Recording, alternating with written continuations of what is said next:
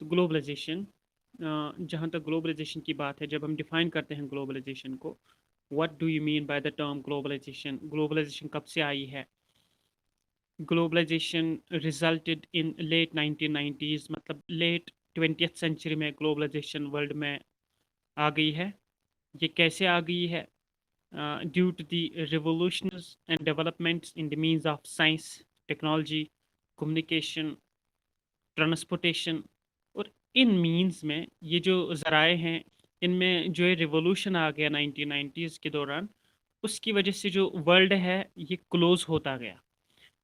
जो western part में events होते गए वो हम उसी टाइम देखने लगे ईस्टर्न पार्ट में, बिकॉज ऑफ ग्लोबलाइजेशन। जो हफ्तों का जो सफ़र था वो घंटों में तय होने लगा, because of the revolution brought by the process of globalization. So globalization resulted in the late 20th century, in particular from 1990s. और जब हम डिफाइन करते हैं ग्लोबलाइजेशन को, इसको सिंपली हम कैसे डिफाइन करेंगे?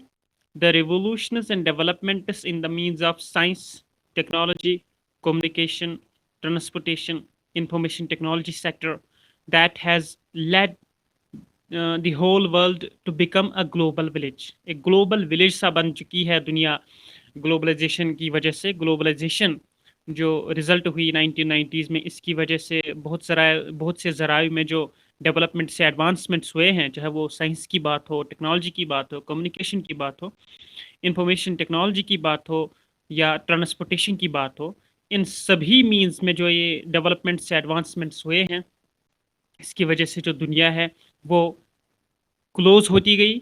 और जो ग्लोबलाइजेशन की वजह से वर्ल्ड को कंसिडर किया जाता है कि ये एक ग्लोबल विलेज बन गया, एक ग्लोबल विलेज बन गया। तो बहुत सारे रीजंस है ग्लोबलाइजेशन के, जिसको हम कहते हैं काजेस। तो काजेस में इन पर्टिकुलर यही आता है, जो डेवलपमेंट्स हुए हैं in the means of science, communication, technology, transportation etcetera, इन्हीं की वजह से वर्ल्ड में ग्लोबलाइजेशन रिजल्ट हुई है। तो ग्लोबलाइजेशन जब रिजल्ट हुई है वर्ल्ड में, तो ग्लोबलाइजेशन के दो फेसेस सामने आ गए। एक को हम कह सकते हैं वो अच्छी चीज़ें थी, और एक वो है जिसमें हम कह सकते हैं वो इसके डिमेरिट्स या डिसएडवांटेजेस हैं।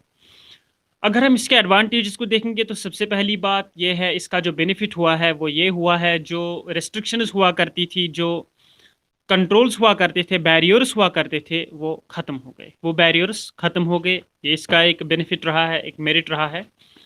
इसके अलावा जो हाइड सिस्टम था, हाइड सिस्टम में, हाइड पॉलिसीज़ में, हाइड रिजल्ट्स में ग्लोबलाइजेशन की वजह से ट्रांसपेरेंसी आ गई।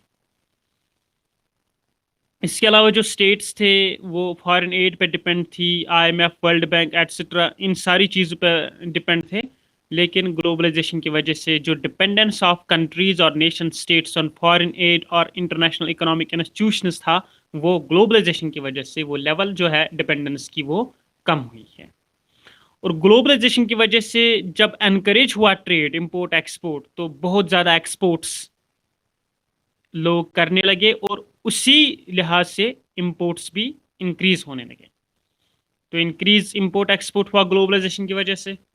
इसकी वजह से ग्लोबलाइजेशन जैसे हम देखते हैं, it resulted through the advancements in the means of science, technology, communication. तो इसकी वजह से टेक्नोलॉजी जो थी वो अपग्रेड होने लगी। और जब ये सारी चीज़ें उनमें डेवलपमेंट्स होने लगे, चाहे वो साइंस हो, कम्युनिकेशन हो, टेक्नोलॉजी या ट्रांसपोर्टेशन हो, इसके वजह से जो नेशन स्टेट्स थे, मेंबर स्टेट्स, जो यूएन के या वर्ल्ड कंट्रीज जो है, उनके बीच जो कंपटीशन की लेवल है बिकॉज ऑफ ग्लोबलाइजेशन, वो कंपटीशन लेवल जो है वो एनकरेज हो गई, वो इंक्रीज हो गई, वो इंक्रीज हो गई। तो ये कुछ अच्छी चीज़ें हैं जो ग्लोबलाइजेशन की वजह से वर्ल्ड में रोनमा हुई है। लेकिन अच्छी के साथ साथ यहाँ पर कुछ बुरी चीज़ें भी है, जिनको हम कह सकते हैं वो बेनिफिट्स तो नहीं है लेकिन डिमेरिट्स है ग्लोबलाइजेशन की वजह से। फॉर एग्जांपल अगर हम देखेंगे, it is represented the capitalist world, it is increasing the gap between the rich and the poor. क्योंकि इससे अमीर अमीर ज़्यादा हो रहा है और जो गरीब है वो गरीबतर हो रहा है। सो इससे इंक्रीज हो गई इनइक्वालिटीज़, इससे डेवलप्ड और डेवलपिंग वर्ल्ड के बीच जो डिस्पैरिटी है वो इंक्रीज होने लगी। स्टेट सॉरेंटी जो हुआ करती थी, खुद मुख्तारी, अंदरूनी बाहरी, उस पे ग्लोबलाइजेशन की वजह से इम्पैक्ट होने लगा because of the interference on the part of multinational companies, on the part of multinational companies जिनको हम रिप्रेजेंट करते हैं एमएनसीज से। एमएनसीज मल्टीनेशनल कॉरपोरेशन या कंपनीज की वजह से जो स्टेट सॉवरेंटी हुआ करती थी, वो ग्लोबलाइजेशन के आने के बाद एमएनसीज के इंटरफेरेंस की वजह से वो सॉवरेंटी रिड्यूस हो गई। तो स्टेट सॉवरेंटी जो है वो रिड्यूस हो गई है। और जो पुअर नेशंस है या जिनको हम कह सकते हैं डेवलपिंग या under developed on the part of private companies जो एमएनसीज हुआ करती है, ग्लोबलाइजेशन की वजह से उन्होंने इंटरफेयर करना शुरू कर दिया और उनकी जो पॉलिसीज है वो इन डेवलपिंग या अंडर डेवलपिंग कंट्रीज को एक्सप्लॉइट कर रही है। तो exploitation of developing nations on the part of MNCs through globalisation. तो यहाँ पर जो ग्लोबलाइजेशन नमूदार हुई है, वजूद में आ गई है, इसकी वजह से हर कोई अपना इंटरेस्ट देखने लगा। At the end of the day materialistic world में at the end of the day what matters is money. तो यहाँ भी जो सोशल वेलफेयर मेजर्स होने चाहिए थे in order to eradicate poverty alleviation, in order to reduce poverty and in order to highlight the importance of human rights, उस पर बहुत कम तवज्जो ग्लोबलाइजेशन के बाद होने लगा और उन चीज़ों पे लेस अटेंशन देने लगे। और जो ज़्यादा अटेंशन किस पे लगा, वो इसी पे लगा, to enhance our market, to enhance our market. और जो पॉवर्टी एलिविएशन, पॉवर्टी रिडक्शन या ह्यूमन राइट्स के इश्यूज थे, उन पे बहुत कम इंपॉर्टेंस दी गई। इसकी वजह से ग्लोबलाइजेशन की वजह से चाहे इनकम कम हो या ज़्यादा हो, लेकिन इसकी वजह से जो कंज्यूमरिज्म है वो बढ़ गई। कंज्यूमरिज्म जो है वो बढ़ गई। कंज्यूमरिज्म मतलब ज़्यादा चीज़ें कंज्यूम करना, मार्केट से बहुत सारी चीज़ें खरीद के ले आना। इनकम ज़्यादा है तो चीज़ें भी बहुत ज़्यादा लेनी है, तो कंज्यूमरिज्म जो है ये इसकी वजह से बढ़ गई। ग्लोबलाइजेशन की वजह से जो अमीर देश है उन्होंने प्रोटेक्शनिज्म की पॉलिसी अख्तियार की। फॉर एग्जाम्पल, एक डेवलपिंग कंट्री एक डेवलप्ड कंट्री से कुछ चीज़ें लेती थी, ग्लोबलाइजेशन से पहले उसकी कम कीमत हुआ करती थी, लेकिन ग्लोबलाइजेशन के बाद उन चीज़ों पे डेवलप्ड कंट्रीज़ ने कीमत बढ़ा दी, तो अनड्यू डिमांड्स रखने पड़े वो डेवलपिंग कंट्रीज़ पे, और उसका भी नफ़ा जो है, मुनाफा है जो है, वो डेवलप्ड कंट्रीज़ को पहुंचता रहा। तो प्रोटेक्शनिज्म की पॉलिसी उन्होंने इख्तियार की। यहाँ से कंज्यूमरिज्म भी बढ़ने लगी है और जो वैल्यूज़ वर्ल्ड में फैलने लगे, स्प्रेड होने लगे, आम होने लगे, वो वेस्टर्न वैल्यूज़ थे। तो domination of western values as well as western cultures होने लगे और उसकी वजह से बहुत ज़्यादा कल्चर्स पे बुरा इम्पैक्ट हुआ। इसके अलावा जो सोशल साइंसेस है उनका जो वैल्यू है, ग्लोबलाइजेशन की वजह से उनका वैल्यू जो है वो कम होता गया, उन पे फोकस कम किया गया। क्यों? क्योंकि business oriented courses, market oriented courses like MBA, BBA या टेक्नोलॉजी में कुछ प्रोफेशनल कोर्सेज आते हैं, उन पे ज़्यादा अटेंशन या उन पे ज़्यादा फोकस किया गया। तो ये वो चीज़ें हैं जो ग्लोबलाइजेशन की वजह से कुछ अच्छे भी हैं और कुछ बुरे भी हैं। लेकिन जब ग्लोबलाइजेशन के खिलाफ किसी मूवमेंट को देखते हैं, अगर दो नाजरीन को देखेंगे जो पॉलिटिकल लेवल पे होते हैं, कुछ लेफ्टिस्ट्स होते हैं और कुछ राइटिस्ट्स होते हैं। जब ग्लोबलाइजेशन को अगर हम इस प्रोसेस को देखेंगे, इन एडवांटेजेस को देखेंगे, इन डिसएडवांटेजेस को देखेंगे, तो जो रेजिस्टेंस होती है ग्लोबलाइजेशन के खिलाफ, दो ग्रुप्स के तौर पे, एक लेफ्टिस्ट्स होते हैं और दूसरे राइटिस्ट्स होते हैं। जो लेफ्टिस्ट्स होते हैं वो कहते हैं जो ग्लोबलाइजेशन आ गई है इसने एनकरेज किया कैपिटलिज्म को। क्योंकि आपको पता होगा इंटरनेशनल रिलेशंस में जब कोल्ड वार खत्म हुई तो दो सुपर पावर्स थे, capitalist versus communist, US versus USSR. तो वहां पर जो कैपिटलिस्ट ब्लॉक था वो डोमिनेट करने लगा और कोल्ड वार के एंड पे जो कम्युनिस्ट ब्लॉक का मालिक था यूएसएसआर, वो डिसइंटीग्रेट होने लगा। तो कम्युनिज्म का जो मॉडल था वो खत्म होने लगा। उसके बाद यूनिपोलर वर्ल्ड रहा जिसमें अमेरिकन डोमिनेंस रही, प्रेपोंडेरेंस रही, और उसकी वजह से ग्लोबलाइजेशन को अगर लेफ्टिस्ट के पॉइंट को देखेंगे, globalisation is representing global capitalism as it is making rich more richer and poor more poorer। तो ग्लोबलाइजेशन में जो रेजिस्टेंस होती है लेफ्टिस्ट्स के तौर पे, वो पहला पॉइंट यही बताते हैं जो ग्लोबलाइजेशन है, it is in a particular phase of global capitalism which makes rich more richer and poor more poorer. और दूसरा पॉइंट जो लेफ्टिस्ट्स बताते हैं वो बताते हैं कि जो ग्लोबलाइजेशन है it is weakening the state's role. State का जो रोल रहा है वो कमजोर होता गया to protect the interest of the poor. State का जो रोल था protect the interest of the minorities, protect the interest of the poor. वो ग्लोबलाइजेशन की वजह से वो रोल रिड्यूस हुआ। State's ability to protect the interest of the poor got reduced because of globalisation. तो ये दो पॉइंट्स लेफ्टिस्ट्स रखते हैं ग्लोबलाइजेशन के अगेंस्ट।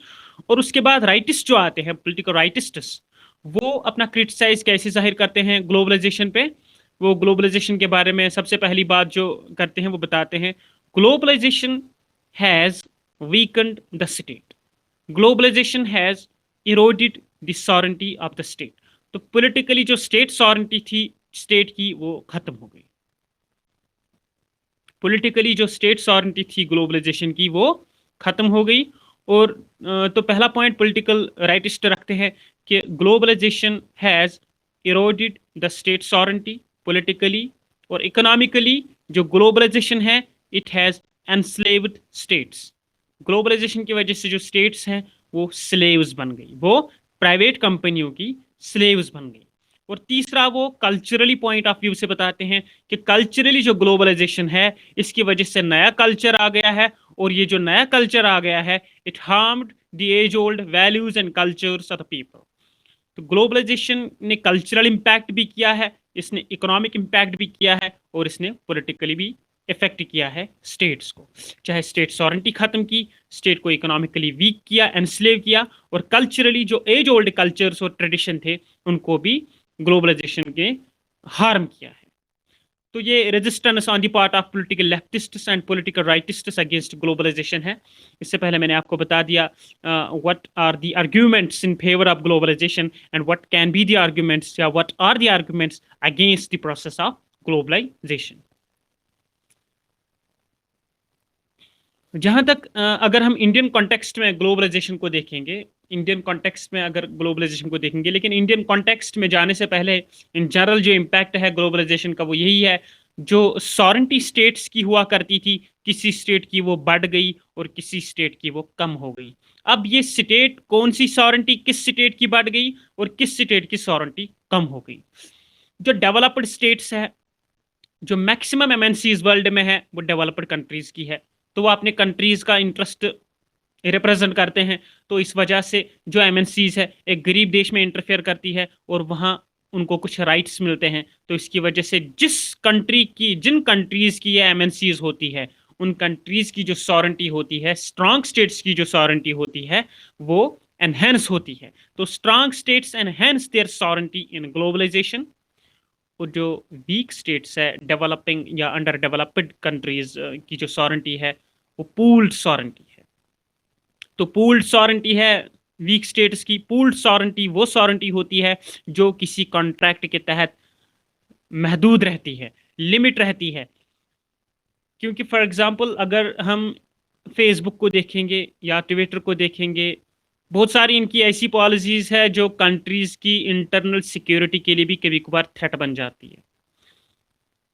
तो कंट्रीज इनके साथ क्या करती हैं, इनको ब्लॉक तो नहीं करते हैं, लेकिन इनके साथ वो क्या करती हैं, इनके साथ वो डील करते हैं। तो किसी कॉन्ट्रैक्ट के तहत इनको कुछ राइट्स मिलते हैं, किसी कॉन्ट्रैक्ट के तहत इनको कुछ राइट्स मिलते हैं। ये इसी तरह की बात है जब किसी कंट्री में इलेक्शन होने होते हैं, तो इलेक्शन मुहिम चलाने के लिए एक पॉलिटिकल पार्टी को फंड्स की ज़रूरत होती है। तो वो नेशनल लेवल पे जो उस कंट्री की बड़ी कंपनी होगी, उस कंपनी के साथ वो कॉन्ट्रैक्ट करते हैं। उस कंपनी के साथ कॉन्ट्रैक्ट करके वो पार्टी जो है अपनी इलेक्शन मुहिम चलाते हैं।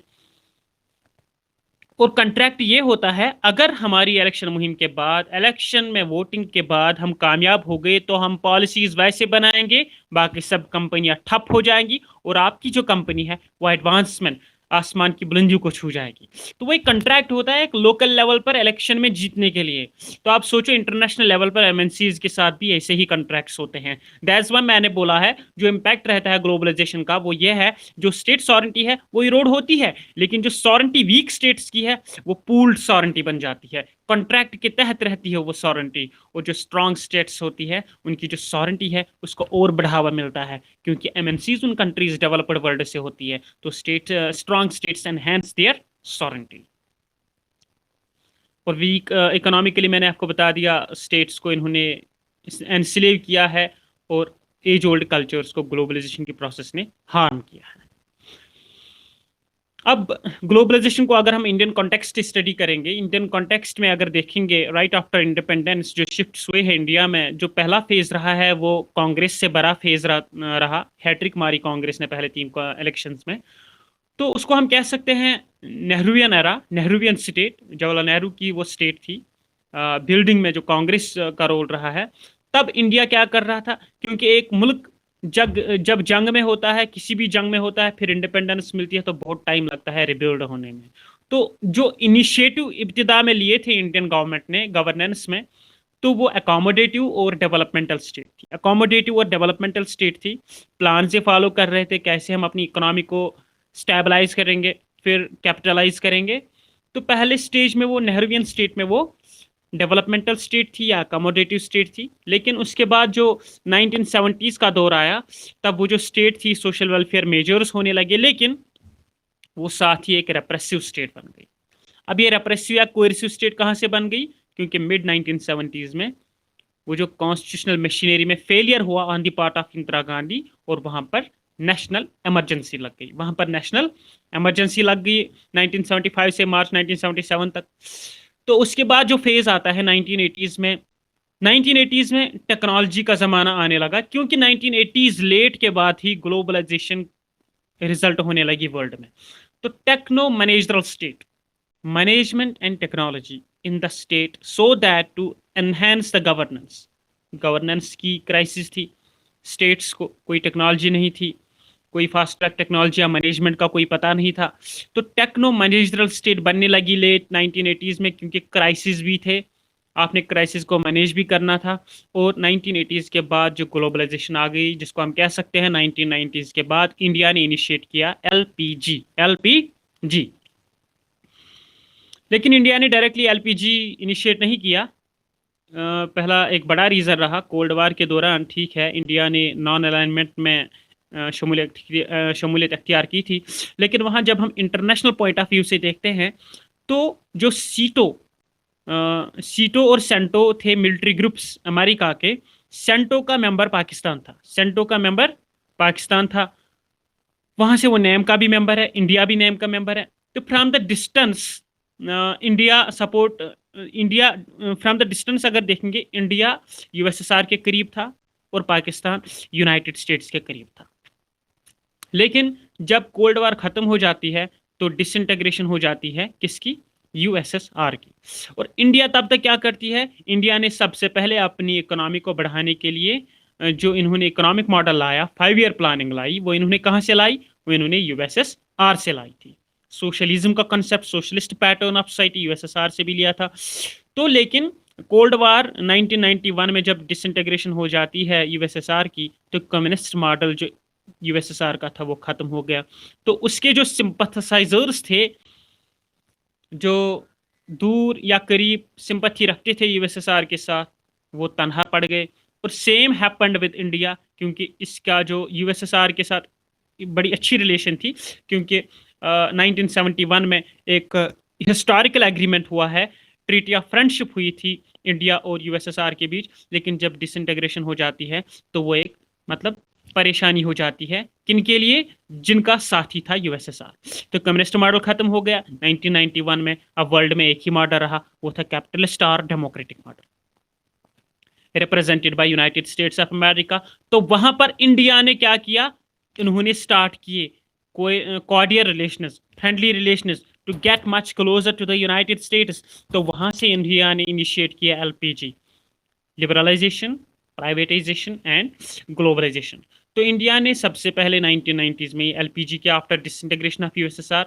उसके बाद जो इंडिया की स्टेट बनने लगी, धीरे धीरे यहाँ एमएनसीज आने लगे, डेवलपमेंट्स होने लगे, और ये कॉरपोरेट स्टेट बनने लगी। पैसा, बिजनेस ये आम होने लगा, स्किलफुल वर्कर्स एमएनसीज के लिए चाहिए, ये आम होने लगा। और टुवर्ड्स 2000 जब ग्लोबलाइजेशन के बुरे असर भी देखे, तो बुरा असर क्या था, जो इंडियन रुपी थी उसका वैल्यू और बढ़ गया, दैट इज डिवाल्वेशन हो गई, डिवाल्वेशन हो गई है। लेकिन कुछ अच्छी चीज़ें भी हुई है। फॉर एग्जांपल जो रेगुलेटरी स्टेट थी, enhancing role of state in making policies, लेकिन रेगुलेटरी स्टेट के साथ साथ डीरेगुलेशन भी हो गई। डीरेगुलेशन मतलब एबॉलिशन ऑफ रेस्ट्रिक्शंस, कुछ रिस्ट्रिक्शंस हुआ करती थी, आप ट्रेड नहीं कर सकते हो, आप वहाँ नहीं जा सकते हो, आप इस कंट्री के साथ इम्पोर्ट एक्सपोर्ट नहीं कर सकते हो, लेकिन वो जो रिस्ट्रिक्शंस थी वो ख़त्म हो गई। फ्री मार्केट कैपिटलिस्ट सिस्टम आ गया है, रेगुलेटरी स्टेट बन गई है, डिरेगुलेशन आ गया, या ये जो कारपोरेट स्टेट बन गई। और इसके अलावा अगर देखेंगे इंडिया में क्या असर रहा है, सबसे पहले 1990s में अगर देखेंगे, जब पॉलिटिकल लेवल की बात होती है इंडिया में, इंडियन पॉलिटिक्स में जब पॉलिटिकल लेवल की बात होती है, एरा ऑफ कोएलिशन कहा जाता है एक डिकेड को। एरा ऑफ कोएलिशन किस डिकेड को कहा जाता है? 1989 टू 1998। 1989 टू 1998 उसमें बहुत बार गवर्नमेंट बनी टूटी और कोई फुल फ्लेजेड 5 इयर्स गवर्नमेंट इन 10 सालों के दौरान नहीं रही थी, because it was an era of coalitions. और ये इम्पैक्ट रहा है ग्लोबलाइजेशन का। ये भी तो डाइल्यूशन ऑफ स्टेट सॉवरेंटी भी तो वो तो ऑलरेडी था, लेकिन राइज ऑफ कोएलिशन पॉलिटिक्स आ गया इंडिया में 1990s के दौरान। और दूसरा, जब ये कोएलिशन पॉलिटिक्स आम होने लगी तो जो रीजनल पॉलिटिक्स या रीजनल पार्टीज थी, रीजन के हिसाब से उनकी इंपॉर्टेंस बढ़ने लगी। इंपॉर्टेंस ऑफ रीजनल पार्टीज या जो कास्ट बेस्ड या क्लास बेस्ड कंपटीशन वो बढ़ने लगा टुवर्ड्स कॉर्पोरेटिव मैनर, इन अ कॉर्पोरेटिव वे। हर कोई सोचने लगा at the end of the day मेरे पास भी पैसा होना चाहिए। जो टेरिफ्स हुआ करते थे चीज़ों पे, इंपोर्ट एक्सपोर्ट्स पे जो टेरिफ्स हुआ करते थे वो कम होने लगे, खासकर इंपोर्ट्स पे रिड्यूस ये टेरिफ हो गए। इसके अलावा जो एंटरप्राइजेस है, जैसे मैंने आपको बता दिया, deregulation, abolition of restrictions, abolition of barriers, enterprises जो थे वो अलाउ किए गए टू इन्वेस्ट अब्रॉड, वो कमाए अब्रॉड जा सकते हैं, वो अब्रॉड फॉरेन कंट्रीज में बिजनेस कर सकते हैं। जो लाइसेंस सिस्टम था, जो 1947 के बाद लाइसेंस परमिट राज सिस्टम था कि आप कोई बिजनेस स्टार्ट नहीं कर सकते जब तक कि आपके पास लाइसेंस ना हो, लेकिन लाइसेंस सिस्टम खत्म किया गया except for few industries. It is because of globalisation. इसके अलावा फॉरेन डायरेक्ट इन्वेस्टमेंट, बाहर की एमएनसीज यहाँ आ गई है, foreign direct investment, foreign companies आ गई है, उनका एनकरेज किया गया है ग्लोबलाइजेशन की वजह से, फॉरेन डायरेक्ट इन्वेस्टमेंट को एनकरेज किया गया है। इसके अलावा जो प्राइवेटाइजेशन और लिबरलाइजेशन इन ट्रेड या बाकी चीज़ों में है वो एनकरेज किया गया। तो ये सारा इन जनरल था globalisation in Indian context and globalisation in general. एक और टर्म आ जाती है globalism. Globalism is finding solution to the global problems. Finding solutions to the global problems is globalism. So this was all about globalization, and also we studied here globalization from Indian context and globalization from general context. And next we will begin with international relations.